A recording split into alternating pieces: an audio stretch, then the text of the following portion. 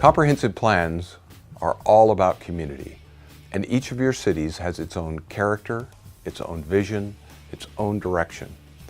AWC developed a series of short videos to help you prepare your GMA update. Each video contains a few key concepts and conversation starters that you can relate to your community.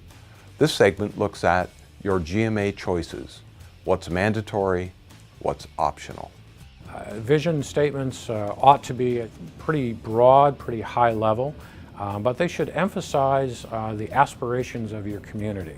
And they should reflect what you want to see in that community. If that plan is in fact implemented faithfully by the public sector and by the private sector over the course of time, that vision should be something that you want to see as an end product that 20 years from now. So I think we'll see those kinds of new priorities like economic development, like sustainability. And one that I'm very excited about is the idea of community health. Healthy community is something that's very important to just about everybody who lives in Washington State. We're finding out more and more about how the built environment relates to issues of public health and individual health. I'm looking forward to how our comprehensive plan might in fact be a venue for us to talk about those issues more fully and find some new policy goals and hopefully some new implementation mechanisms to see our community even healthier 20 years from now.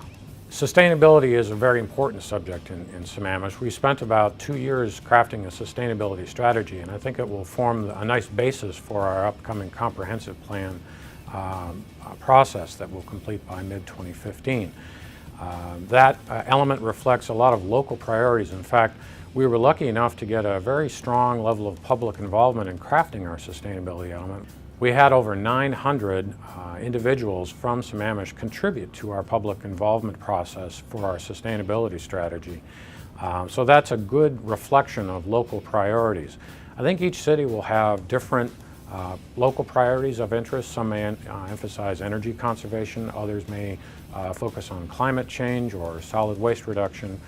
In Sammamish, a lot of ours focused on habitat protection, water quality issues, and energy conservation. Well, in some ways, like the sustainability strategy that's already been completed, we are now working on an economic development strategy, and I think we will plan to incorporate that into our comprehensive plan update. It'll be interesting to see how the policies and priorities that are coming out of that strategy will be reflected in the comprehensive plan. Again, it may be one of those overarching themes, or we may choose to make it a separate standalone element. We'll have to see what the best fit is. I think that's one of the nice things about the Growth Management Act is it gives you some local flexibility as to how you would actually manifest those local priorities in your comprehensive plan. You can both have things that are cross-cutting themes that would reflect several elements, for example, reflecting land use, housing, and transportation, for example, or you can have standalone elements that really speak for themselves. The planning fabric of every community is made up of a lot of threads. There's the comprehensive plan, and that gets most of the attention, and certainly that's what that is the focus of the Growth Management Act. But really, when we look at it below the surface, there are a number of other plans in most communities. We can call them plans and systems or functional plans, but examples include water systems plans, parks plans, transportation plan elements, and there are others. And each community is a little different as to how this work gets organized. But the importance is that this work needs to be brought together under the comp plan, and the comp plan really provides an opportunity to revisit all of this work. First of all, there's a legal obligation that it has to be consistent, so that isn't and shouldn't be taken lightly. But the reality is that this is an opportunity to look at all of this as an integrated system. And the key to doing that is to make sure that the staff actually has the opportunity under the framework of the comp plan to make sure that these pieces work. Parks plan needs to work with the comp plan. Transportation plan needs to work with the comp plan. Water, sewer, and utility systems need to all work with the comp plan. And the reality is that these elements were probably developed at different times and probably serve multiple purposes. So this is really a wonderful opportunity to bring them together. So there is an integration, but it's a different piece and it's a different level of understanding at each of those levels, at the public level, at the Planning Commission level, and at the City Council level.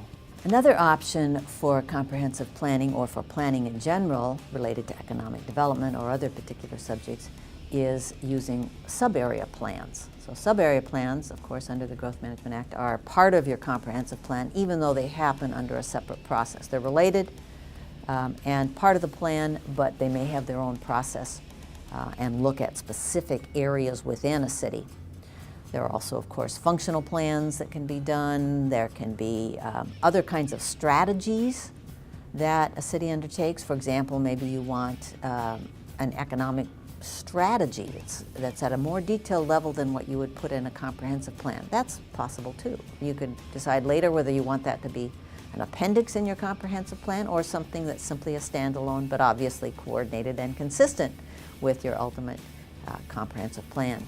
Whatever you do, whether it's improvements and updates to your plan, your regulations, your processes, celebrate the successes that you have. Revisit it, publicize it, and celebrate.